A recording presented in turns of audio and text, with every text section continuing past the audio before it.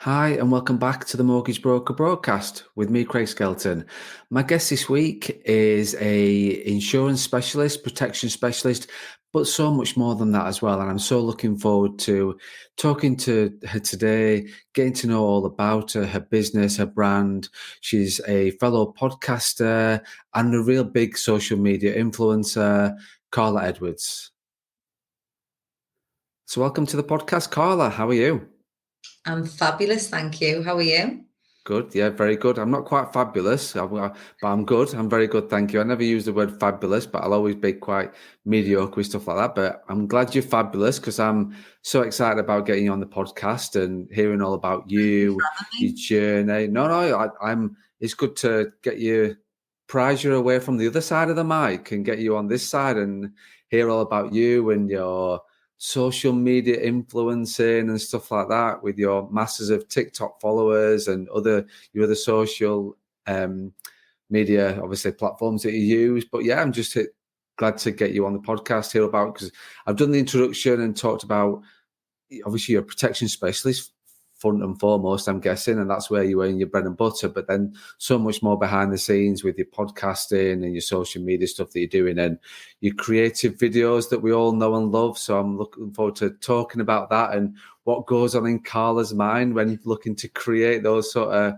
the brand Oh, and you don't want to know. those You videos. don't want to know what goes on in my mind. But yeah, so I'm Right. excited. Good, good. So first of all, a quick introduction about you and where you're from and the rest of it. Yeah, so I'm based up in the northeast, but I do most of my business all over the UK. I don't actually do a lot of business around the northeast, but that's through the power of the videos and social media, which has given me a lot more opportunity to go outside of local. Um, Right. I run a protection firm called Protection Parent. I also host a podcast called Money Making Mothers, which is soon changing, which I'll go into more detail about. Okay. I also run a property business doing buy-to-lets. Wow. So Oh, and I have three plenty. kids. Just getting that bit in at the last bit, Carla. Yeah, And and I've the got three three kids. Yeah, they're kids like the most important thing as well. Yeah, so, yeah, and three children. Yeah. and three children. Well, and obviously that was where the money making mothers come from in terms of the Yeah. podcasting and stuff like that. So yeah, really from my point of view, I'm just interested to hear about really podcasting videos. I do videos, I do podcasting.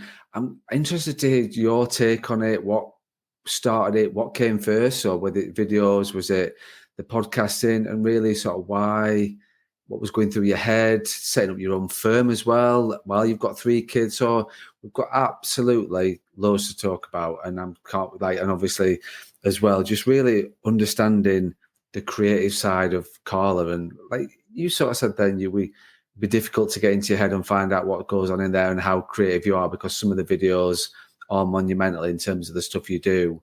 But yeah, just really hearing the real you behind the scenes. So good. Just first of all, Carla, protection parent is that where it sort of started running your own firm? Is that when you first went doing that? Yes, that's when I opened my. So I was working under another firm. Like that's where I got my industry knowledge in terms of. I used to be a kitchen designer, so I've only been in the industry two and a Wow. half years. And I was under a firm for about 18 months, and then I left and set up my own firm in January, which was when the Protection Parent was born. And from starting, as soon as I started, it was, when you have one of those light bulb moments. And I was getting trained, I was in my kitchen, and my mentor was giving me some, going through like critical illness and children's critical illness. And I was like, so you're telling me that if my children were ill, like when they were born, I'd have been paid money or I'd have been all right, not worrying. And he was like, yeah. I said, well, what? I don't understand. I've got three kids. Why wasn't I told this before? And he was like, don't know. And he just said, don't know, and just carried on. And it was like, no, why? Like, why wasn't I told? Like, I just found it absolutely mind baffling that I could have three children and at no point be told that, oh, do you know, if during pregnancy, if the baby has Down syndrome or the baby has cystic fibrosis, any of these life changing conditions, you can actually protect the baby, which I would have done. I would have done because I've always found it a priority, but nobody had ever told me. So therefore I didn't know it was available. And it really bothered me. And I thought, how many people in this country are doing the same thing I'm doing right now and thinking, how on earth did I not know that? And that's where I knew it just hit me like a ton of bricks. I was like, I need to do something about this because it's not right. I don't believe it's right, regardless of, in terms of, I know in our industry it's, how many clients and your service levels and things, but just in terms of, for me and my conscience, I want to know that I've made a difference to help educate parents to protect what matters most, which is the children. Exactly. Do you think that's down to the advisors, protection advisors, mortgage advisors? Do you think that's down to them and the sort of their lack of understanding or their lack of knowledge or their sort of lack of priority? I don't think it's knowledge, Craig. I think it's the passion, if I'm honest. I think it's the passion towards the product. Like I was saying to you earlier, I'm going on this, I'm doing a talk at Cover event, and the subject is about how we approach protection differently. And I don't think anyone's doing it deliberately. I think when you come in the industry, you get taught a certain way, and unless you see a different way to do it, you just do what you've always been told to do and just carry on like that. I think the industry needs a big shake up. I don't believe that we as advisors have anywhere near enough respect for the product and what it does. And we don't shout. We're not as proud of it as we should be. And it's about having more confidence in the fact that this isn't a product that we're selling. This is something that can literally change your life and make the difference between you being financially stable and being in financial hell when your child's critically ill. And I talk a lot about children because I don't think it gets spoke about enough.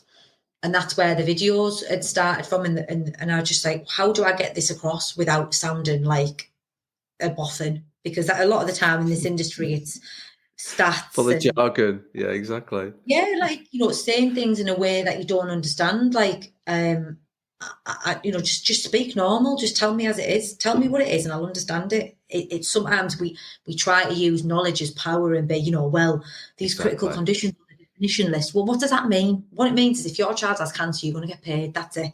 And it's about breaking that down and just being an actual human rather than an advisor. Yeah. I think you said it right when you said just then about you don't sell protection. I run a firm and I've got various advisors in the firm, and I always talk to them about you don't sell protection. It doesn't sell protection. You're just understanding like the shortfalls, the priorities, the needs, the budgets and things like that. And that's all you're there to do is talk about and understand, like for clients to understand, like you say, I think just jargon's power. People think so when they come up with jargon and loads of stats and things like that, it just makes them feel a bit more important than actually it's just say it how it is. Just give me in basics of exactly what will happen.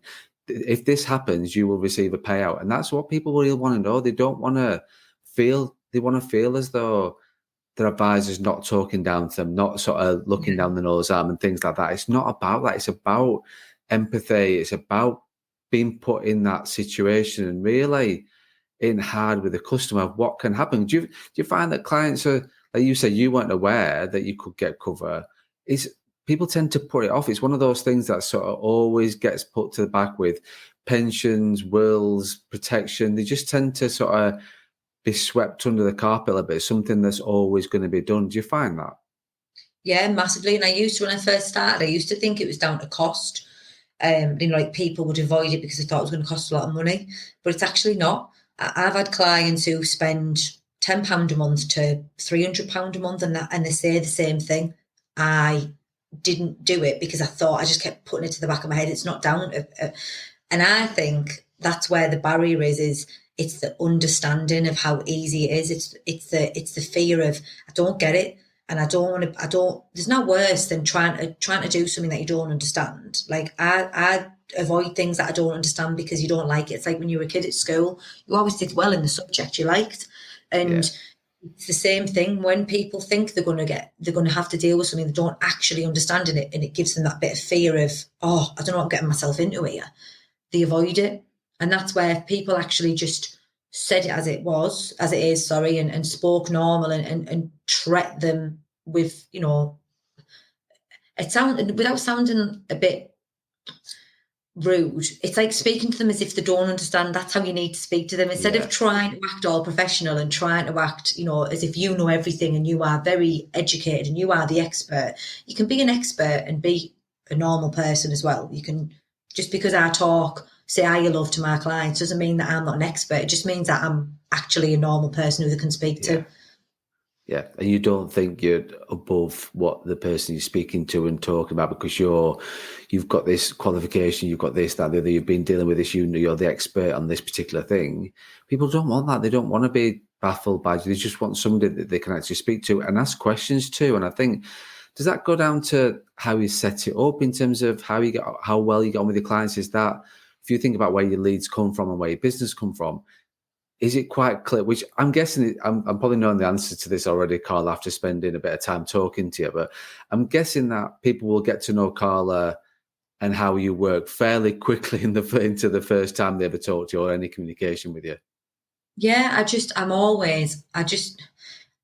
don't think you can get anything more the respect from people when you're just upfront and straight with them from the get-go, and they know where they're at. Like, not every client is going to like the way I do things, but there's plenty of other advisors out there and there's plenty of other clients. And I don't want clients that don't want to have a relationship where they know they can ring me anytime and I'm just going to be, you know, oh yeah, Alba's in the background, don't worry, or like just talk to them as if I would speak to anybody else. I don't need to put on an act. And I think there's a big taboo in this industry with you being yourself. It's like, oh no, you shouldn't do that. Well, why shouldn't you? Because that's the person who's ringing you if you get cancer. I'm the person who's picking up that phone and dealing with your cancer claim. So how can you not feel comfortable with me? And if you're not yourself, they're not going to feel comfortable with you. I don't care how much of a good actor you are and how good of a salesperson you are. People know genuine people and you can see it straight away. And if you're not genuine, they will pick up on it at some point. So why not just be yourself from the get-go? And if they don't like it, there's plenty of other places they can go to get intuited. If they do like it, they're going to stay true. They're going to stay a faithful client and they're going to have confidence in you because they know what they see is what they get and there's no hidden agenda with it. Yeah. I don't think you can get a much better start to a relationship than just being upfront and honest with people. No, and people will buy into you very quickly, and that rapport, you're not thinking about how to act or anything like that because you are who you are. So there's no, oh, this is Carla Edwards doing this or this is Carla Edwards doing that. It very much is, this is who I am day to day, whether you're with your kids, whether you're with your partner, whether you're doing out on a night out or whether you're talking to a client about protecting their needs. You should be sort of genuine, like you say, and it will come across in terms of your authenticity that you are, this is who you are. I talk all the time about, I'm very much my heart on my sleeve, no hidden agenda, no bull, this is who I am, whether I'm talking to this person or that person, this is just how I am day to day. I think, like you say, people will sort of find you out fairly quickly. Clients will find you out fairly quickly if you're trying to be something that you're not, won't they? Yeah, and as well, there's a lot to be said in, like a few months ago when like the videos started to do well and things and people were asking me for advice and come on and do like speak about it, I used to get scared thinking, oh no, but I'm not the most knowledgeable, and I'll never claim to be the most knowledgeable. I'm very good at making something relatable. I'm very good at marketing things, but I definitely don't know everything. But so what? If I had a client the other month who he asked me for a certain product that I didn't know a lot about, and I openly said, look, I don't know a lot about this, but what I'm going to do is I'm going to go away and find out. And he literally said, I've never dealt with anyone who's been that honest, and it made me have so much more faith in what you were doing, because not everyone is going to know everything, and especially with the products we deal with, they change all the time. You know, you can't possibly know every single definition and every single list because it changes that often. So for me, if I don't know the answer, I'll go and find out. But every single client gets treated exactly the same, where I'll give them the same, like I'll go through the same procedure, I'll understand the needs, then I'll go and source what's best for their needs. But there's just so much pressure to be this perfect advisor who knows everything. And I just think it's just not real. It's not real. No, it's not. So it's not. Just be honest about it. You're not going to know everything, but there's no shame in that. Nobody does. No, you physically can't. It's like when we look at from a mortgage broker point of view, like I talk to the advisors, like the new people that start doing mortgage advising for the first time, and I said to them, if your outlook on life and your goal is to know everything about mortgage broking, you set yourself up to fail, because you can't think, like you said, things change constantly, and you just got to know, like for you being, and this is what I like to say to the advisors, is you just got to be upfront with that client, and no client's looking for the answers in that first appointment or that first meeting. And if you're holding your hands up saying, look, I need to go away, do my research and understand this a little bit more, well, actually, that's far better than trying to blag your way through it and coming out with something that's not actually right or true. And if you're taking the time to go away and research and investigate what you're looking to do, well, you're going to know your stuff spot on that area, because you've took the time to go away and look at it. Whereas if you just blagging it, you'll just get found out. Definitely. It's just, there's a lot of pressure to conform a certain way, and it's not. I just think it's so old and outdated. I really do. It needs to change, because I felt it. I really did feel it. I was scared to broach certain subjects, because that you'd get people commenting saying, well, what about this and what about that? And it's like, yeah, I know, Karen, I know I've missed that bit out, but I've missed that bit out for a purpose. Like there's a reason why I've done that, instead of panicking thinking, oh, people are going to think I don't know what I'm talking about, when it's just not the case at all. It's just having that confidence to do something different rather than conforming to what everyone else is doing. No, definitely. And and it is, I take my hat off in terms of being very brave with things. And I talk a lot about being brave and looking at not conforming is a brave thing to do. And what you did and making that decision, did you always want to own your own business, or was it just a natural thing that you just fell into? Or Oh, not always. Like, I put a post up yesterday about it. Like, I remember being, when you think you're normal, like when you think that what you're thinking is normal, and you speak to other people, like, actually, I'm not normal. Like, I said something the other week to two of my friends. I was like, I used to lay in bed when I was a kid. Like, I remember being 7, 8, and B, thinking, I'm going to do this now. I'm going to own this now. I'm going to grow this, and really, really think about it in detail. And they were like, no, I'd be thinking about like dolls or like Fireman Sam or something. And I was like, no. I've always in my gut I always wanted to run my own business, but I never got it, and something never clicked. I was always looking for what it was, and I thought it was never going to come in. I never ever expected it to be insurance, ever. I fell into insurance just by pure accident, but I love it. I've got so much passion for it, and it's just, I'm so lucky that I actually enjoy what I do, and it's an amazing business to grow at the same time as well.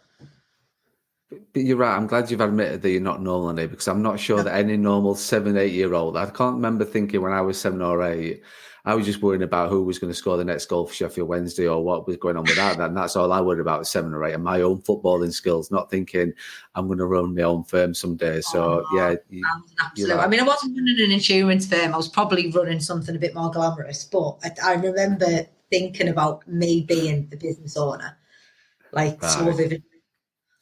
And I think if you've got that goal very early on, then you've got that drive and motivation to make it work. You've got that goal, and that's driven you on to where you've got to today and what you're doing and what you're continuing to grow. So fair play to you and hats off to you, because that's something you've achieved. And obviously, I know they'll always have other things to achieve and goals to do and where you're going and stuff like that. But you are your own business owner, and you're brave enough to do that, and you've achieved your sort of dream, shall we say, of being 7 or 8. So, but I'm sure there's a lot of other things to sort of talk about, and a lot of the things where things are going to go for the Protection Parent and your podcast and the rest of it. So one thing I wanted to look at is videos and podcasting, and wanted to talk to you about that in terms of understanding where your head was at. With regards to the Protection Parent and when you set that up, did you know videos was going to happen? Did you know podcasting was going to happen? What sort of like chicken and egg situation? What came first, videos, podcasting? So I actually started the videos. People don't realise how long ago it was. I actually started doing videos with Ash, who is absolutely amazing. Shout out to Ash Borland. We got it in there, Carla. We got it in there. You beat me to it. You did beat me to it. So anyone who wants to get some confidence in terms of getting in front of the camera or changing the way they do it, or even just for me, it was simply understanding what I wanted to do, because like I said, I've always known I wanted to do something, but I didn't know quite how to put it down and how to understand it. And he really helped me do that. He helped me get to a point where I was like, right, this is what I need to do because of this, this, and this. And it's, I think understanding what you want is the foundation of creating the videos, marketing your business, because if you don't understand why you're doing it or what the reason is behind it, how are you going to be able to do it consistently and genuinely? Again, just going back to being totally yourself. And I know what that reason is, but I wouldn't have known without him. So thank you to Ash. But the reason I started doing the videos was because of, like I said earlier, the sheer shock of people actually not understanding it. I started that in about 18 months ago. And they were quite slow at first, but they started to do well. And obviously I started to get busier. And I was getting, then the podcast started because I was really busy and I was working an obscene amount of hours. The first 18 months, I was probably working 7 days a week. I've got 3 kids, but I knew it was worth it. I knew I needed to do it because I needed to put my all in for the first 2 or 3 years. And I started getting comments from family, and, my support network was a bit like, well, you're choosing to work. Whereas when I was doing 50 hours a week at Howdens as a kitchen designer, no one had anything to say because I was working for someone else. Suddenly now I was self-employed. It was, well, you're choosing to do that. Stop working as much. I was just like, I don't get this. Why is it I'm getting penalised if I'm doing it for myself? But if I was doing it for somebody else, it'd be, as if you're having to work that long, because they're telling you to. And that's where it just really frustrated me, because I was like, well, where's I'm trying to create my own dream. I'm trying to create my own legacy, not somebody else's. I should surely have more encouragement and more support. And I just think there's a lot of pressure on mothers to be mothers who are working mothers. Have a lot of pressure to be this perfect mother, and there's no such thing. Perfect mother, in my opinion, is a happy mother. And I'm a happy mother when I'm working. That's who I am. That's part of my personality. I like to work. So I thought it can't just be me who thinks this. So I started the Money Making Mothers podcast in the hope to motivate mothers to know that their career and their dream is just as important as being a mother. You being a happy person, children are like sponges. They pick up on it straight away. And when mothers aren't happy, the children are aware of that. And I think understanding that your needs are just as important as theirs is a big deal. So started interviewing women who are creating a career whilst bringing up children, and it's been running for 52 weeks now. So it's done a year. It is a year. Yeah, exactly. Congratulations. Thank you. It's a year next week. It's performed really, really well. And I'm the final episode. So I'm actually, I don't know whether I've actually said this to anybody yet, but I'll say it to you. I'm the year episode. It's my final takeover. So I've actually been interviewed for it. Right. And it's then going to change. It's going to relaunch in December as a diary of a money making mother. And I'm going to do a weekly entry every week as a podcast of the real high and low of running a business and trying to build something, because social media can have a lot of BS, and I want to showcase the hard part and the good part, and do a weekly entry into this is what it is when you're running a business, and try and hopefully help motivate other people that start their own journey with it. Excellent. And is that solo then, Carla? Is that just you giving like your diary entry? Yeah. Just once a week, 15, 20 minutes. Just, this is what's happened this week. This is what's gone wrong. This is what's gone well. Take questions and things from people and do that for a year. So I've done a year of interviewing guests and other women, and I'm going to do a year of my own journey, because for me as well, I think it's important to be able to look back on it and be like, this is where it started and this is what it's grown to. And it's priceless, I think, that.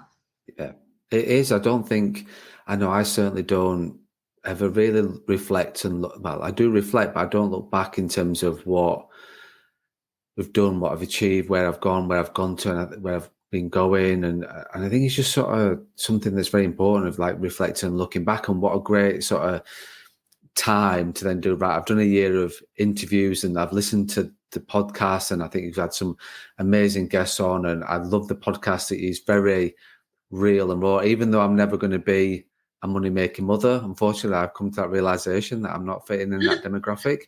But I do listen to, because I think you do have some great guests, and just listening to you and how you go. I think because you don't have to be a money-making mother to get something out of your podcast, because it is, yes, it's aimed at that, and it's aimed at those people, and your guests are aimed at that. But anybody can take some of the content, listen to that podcast and the guests and the way they adapt and things like that, and the feedback and the hints and tips and all the different things you've shared over the last 12 months and the 52 episodes.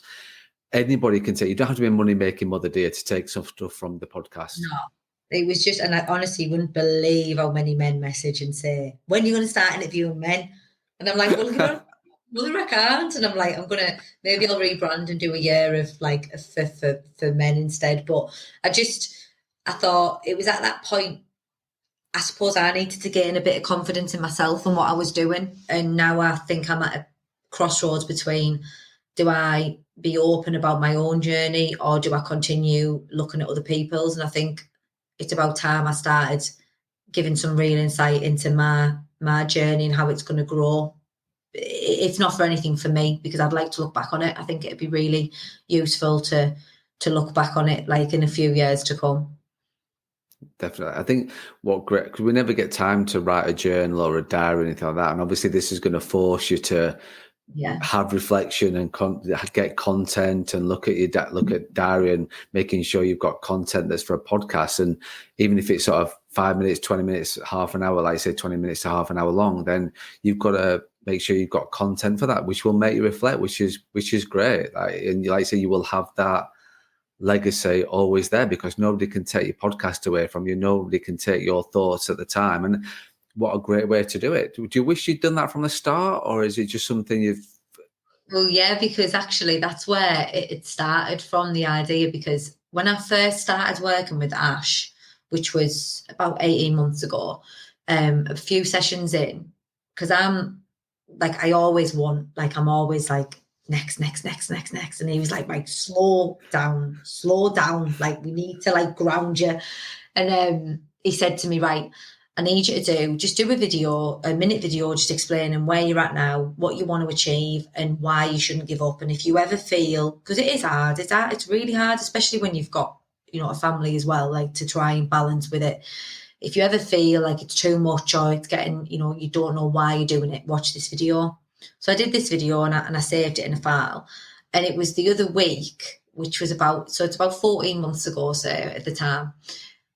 I sent it to Ash, and just for a 4-hour session, I said, right, watch this video. And I watched it. We both watched it, and we were literally both nearly in tears, because it was like, wow. Look at what I've done in 14 months. Like, that was filmed, say, last August. And he was like, that is unbelievable. Like, I've never seen something like so powerful, because it was so real. Like, me a year ago saying, this is why you're doing it. This is what we're trying to achieve. Don't stop. Understand this. Remember this. And to see that every single thing I set out to do has been done was really it was surreal. So that's how the conversation started going about it. And I was like, oh, imagine if you could document it all. And he was like, and that's where the diary come from. Because I just thought it is raw, and it is real, and people, like, going back, I'll always go back to people empathize with people when they're just being themselves. And if I can showcase that side of things, you probably get more from it, rather than just like set out interview where, like, it's not completely staged, but that there's going to be questions, that you've got to have certain answers. This is just going to be raw, 15 minutes. This has been a hell of a week, and go from there. I think that is such an amazing thing. And I think you will get people, because that's the feedback. I don't know what feedback you get about your podcast, but the feedback I get about this podcast is that people like the mix up of, people want to hear people's stories. People want to hear people's journeys. People want to hear real, raw things that people go through as they're starting out. I'm not sure I'm going to get anybody else on it saying that they knew they were going to run their own business being 7 or 8 years old. I think that's quite unique. But people always will sort of take things from people's experiences and take little snippets, and people want to hear about people's journey. So, and people will follow you through that journey. So people, like, week by week, they're going to hear you, your challenges. I've got no doubt it's going to be very much heart on sleeve, very raw in terms of how you're going to do it. But like I say, it's going to be a great listen for people just to then hear about you and what you're doing. And that can be hard sometimes, because I think it depends on the kind of person that you are, thinking, well, who's going to listen to me ramble on about what's happened in my week? Have you gone through that sort of thought in your head? Believe me, I don't think there's going to be loads of people interested. There'd probably be me and my mum. But like, that's what I mean. Ultimately, it's like one thing to try and remember whenever you're starting out doing anything is thinking, who actually cares? As long as I'm doing it because I want to do it for me, anybody else is a bonus. So if I know that that'll be useful for me in 5 years' time to look back on that, then I'm going to stick to it and I'm going to do it, because I believe if it helps one person, myself included, then it's worth putting that time and effort into doing it.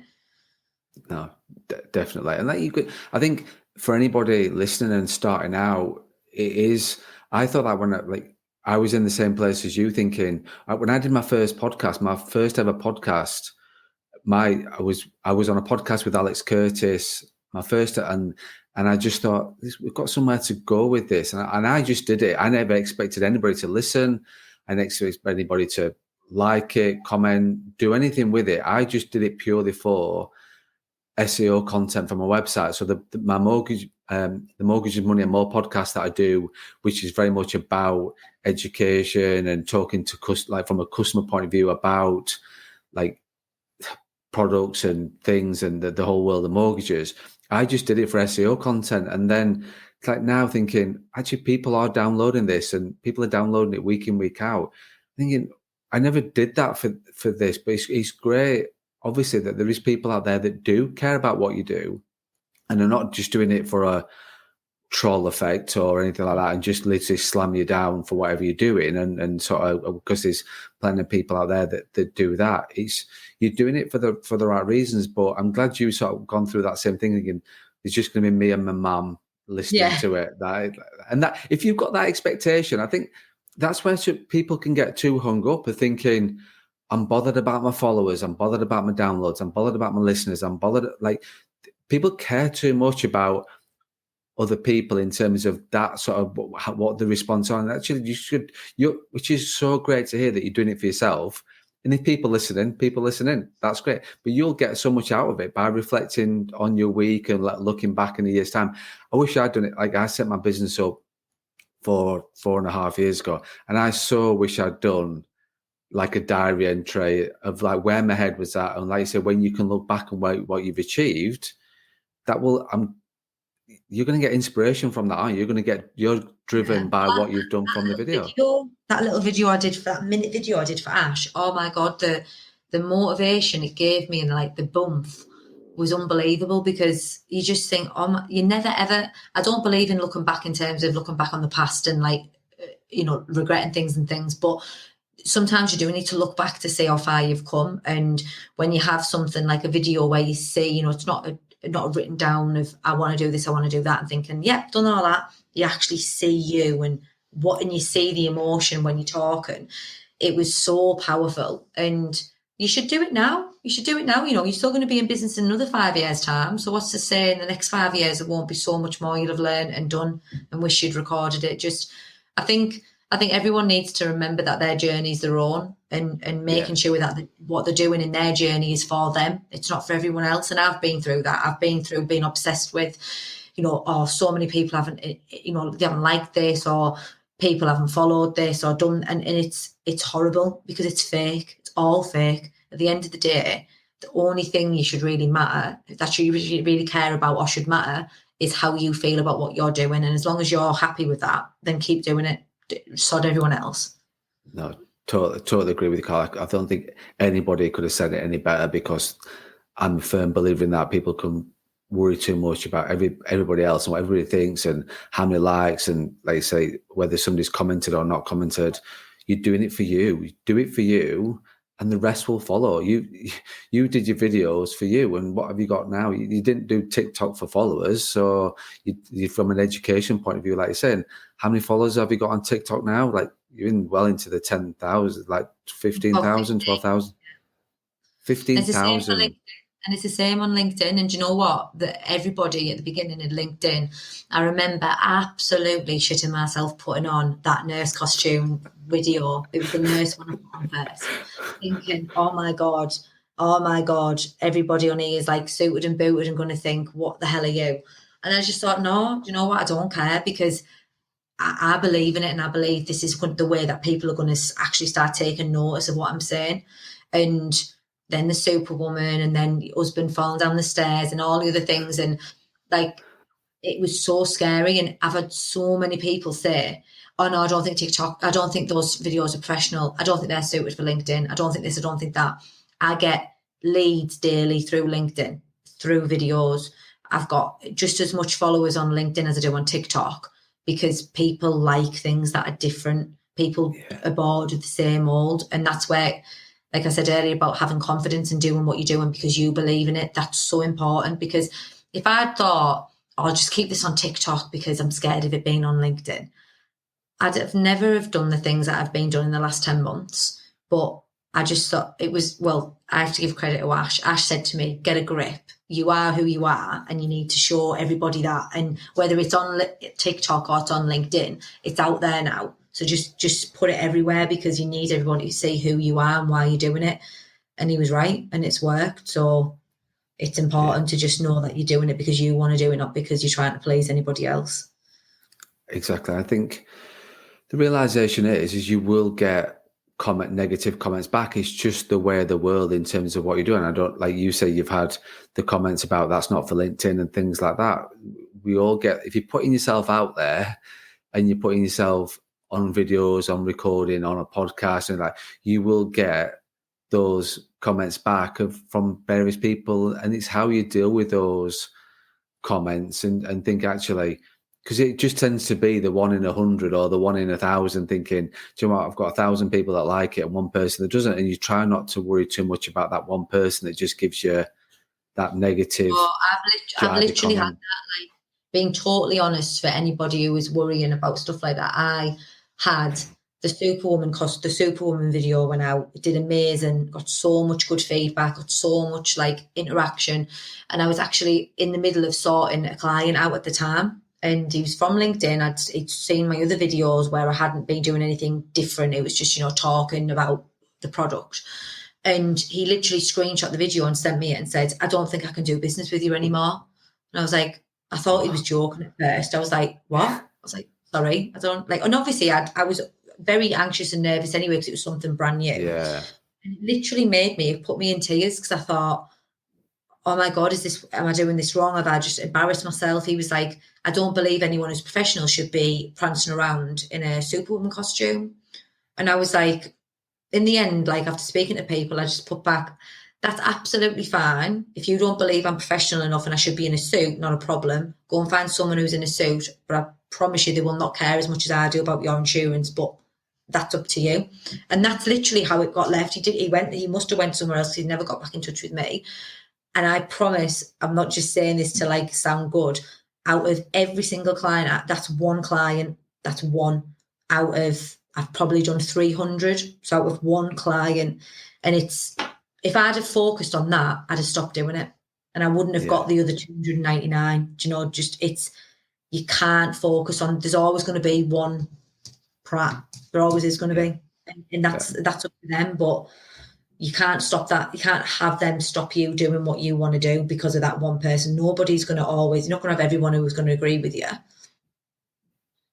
Definitely. And you won't. But I think like you've got that resilience like you've shown and seen the positivity out of it and thought, you know what, there is 399 people and you've not fallen out with that one particular person. You don't have to, like the negative comment that I might get on the stuff that I do. Like I'll always thank them for listening and thank them for giving me some feedback, but you've got to think about all the positive stuff like you did of thinking, well, there's 299 people out there that do like what I do, and you just, because it's too easy to then tweak what you do to then please other people, because that's just a human trait. That, like, we're human beings, but you've sort of seen through that and thought, you know what, this is who I am. I'm not going to tweak anything for anybody. And then you've just taken that to then you've just kept creating and creating and creating even more. So fair play to you, Carl, that you've sort of had the persistence with that, really, not taken that one point at that particular time to be somebody or something totally different to what you are. Yeah, it was, don't get me wrong, it was hard. It was hard. And I was very, very polite, thanked him for his opinion, just said I disagreed. But like, everyone's entitled to their opinion, and it's fine, but it does bother you. It really does get to you sometimes, but you just gotta stay true to what you want to do and realise. And I look at that and I remember how much it bothered me at the time, and it bothered me for weeks. And now it makes me laugh that I thought that was so important, because now I see what it's achieved by being true to myself. And if I'd have looked at that one person and thought, no, he's right, I've got to stop, this is ridiculous, can't do it, I'd have never have done everything that's happened. And it's so mad to see what one person's influence can seriously affect the direction you're going to take. And you've just got to remember why you are doing it and continue with your direction and just not listen to anybody else. Yeah, definitely. So talking about creative, like the videos and things that you do, where does that come from? Because my world is very much mortgage broken, and I struggle with creative. If you said to me right now, I need to create a video for this, I would sort of struggle going, oh, where do I start? I'd sit there for hours thinking about it, overthinking about it. And I think just about naturally, people in financial services, protection, full financial advising, investment, pensions, mortgage advisors tend to struggle with their creative side, because there's a problem, and then you're providing a solution for that problem. So that doesn't really fit with marketing and creativity, which I've talked about on previous podcasts. So how do you and why, and think about your creative stuff and the style, how do you be so creative with your videos? I don't know. I should honestly, in my weird little head, like, it just comes to me, honestly. Like, I have got a very good, I've only just recently noticed it though, like, because it's weird when it's only you. Obviously I only work with me and I do things, I just think like it's just normal, like that's just, everyone can do that.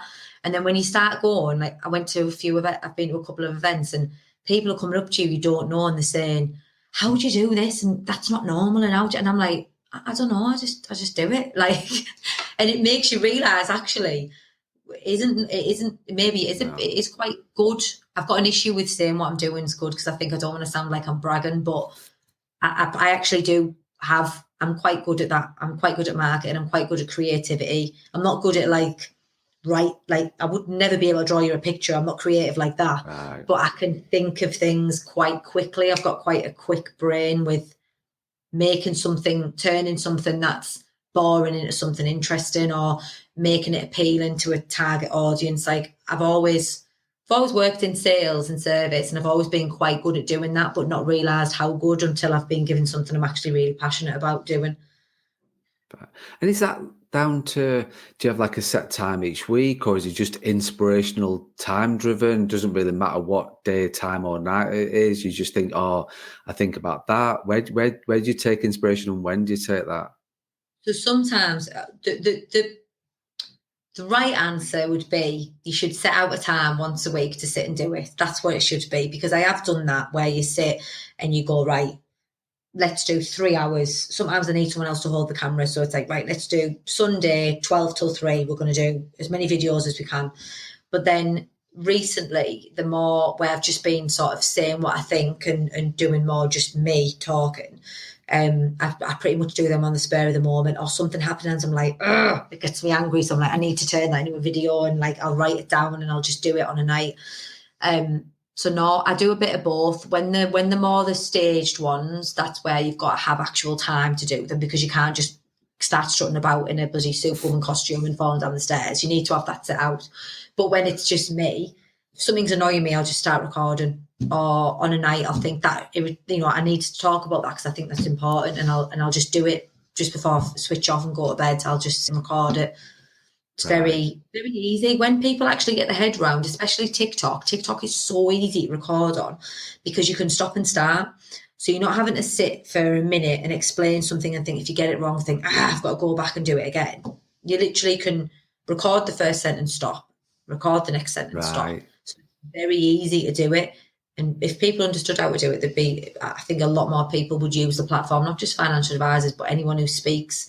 My personal trainer, I said the same to him. He was saying, how do you do them videos? And I was like, literally, I showed him. And he started doing it now because he's like, it's so much easier, because if you get a sentence wrong, you're just deleting that 3 seconds, not deleting a full minute and having to start again. So you can pretty much do it anytime. Right. Which is good. Like, it sounds so simple, and I think people just put it off because they don't understand. And Ash talks to me a lot about, and I'm sure he says things about friction and advice. If you've got friction to do something, you're less likely to happen and less likely to do it. So I think, again, with the TikTok, I think it's just lack of understanding that creates that friction, thinking, oh my God, I'm not going to be as good as that person. I'm not going to be as good as them. My videos aren't going to look like that. It's just get on with it. Just do it. It's the same thing as the insurance. You know, when I said people avoid it because they don't understand it. So it's trying to speak to someone who makes it relatable. If I went round doing videos saying, this is how I do my videos, and showing them and giving training, I'm sure a lot more people would be doing videos, but who's doing that? No, definitely agree with it. I think then just one thing that I wanted to end on and sort of talk about a little bit was about, so I go on a lot about support network and making sure that going self-employed, setting up your own firm, or going self-employed, you've got a support network right behind you with friends, family, and more importantly, a partner. Now, you've got your partner rolled into videos. So I think that is quite a unique thing going on. And when I saw the videos for the first time, I thought you've either paid somebody a lot of money to be some sort of prop in the videos, or you've got a very understanding partner. I'm guessing now is a very understanding partner. Honestly, he's literally like, he's the unsung hero in all of this. Literally, like, it's hilarious how much that man does and puts up with. And like, he'd come in from work and I'd be like, right, I'd have like Megan there, my friend who was filming, right, Keo, go on, get upstairs, you need to wear this and this. He'd be like, what? Keo, get in the wheelchair. Keo, like that one way he falls on the stairs. Keo flung himself down the stairs 10 times. Like, he didn't just fling himself down the stairs once. He'd done it, and then I went, nope, didn't get it. Do it again. And he was like, right, do it again. And he was like, are you taking the mick? I'm flinging myself down the stairs. Like, Keo, you need to do it this way, point. So, like, yeah, the man is very, very, I'm very, very lucky. I've got a very supportive husband who'll do anything for me. And he knows how important it is to me. And I think if you've got someone in your life who isn't supporting you and who isn't backing you 100%, then it's never ever going to work, because if they don't need to understand how it works. Keo doesn't have a clue how it works. He comes in this office and goes, oh my God, I need to leave, like, my head, because 5 minutes in here with me when I'm working is too much. But if I said to him, right, I need you to do this because of this, because it'll help me, he'll say, I'll do anything you need me to do. And at the beginning, when I first started in insurance, it was very much like, your partner's not going to understand because they don't get this world, where I've tried so much to include Keo in as much as I can, because I think, well, it is his world, because his world is me and my world is him. Yeah. And if I don't involve him as much as I can, it's going to be like where we're doing separate, we're on separate ships. So I've always tried to be like, right, come and look at this, or what do you think of this, or try and be involved in this and do whatever I can. Like, we went to that award. It was the first award I've ever been to, the one in, it was a Women in Finance award. And when I got invited, I was shortlisted, and then I got invited on the table with the IG. I was like, I sound so stupid now.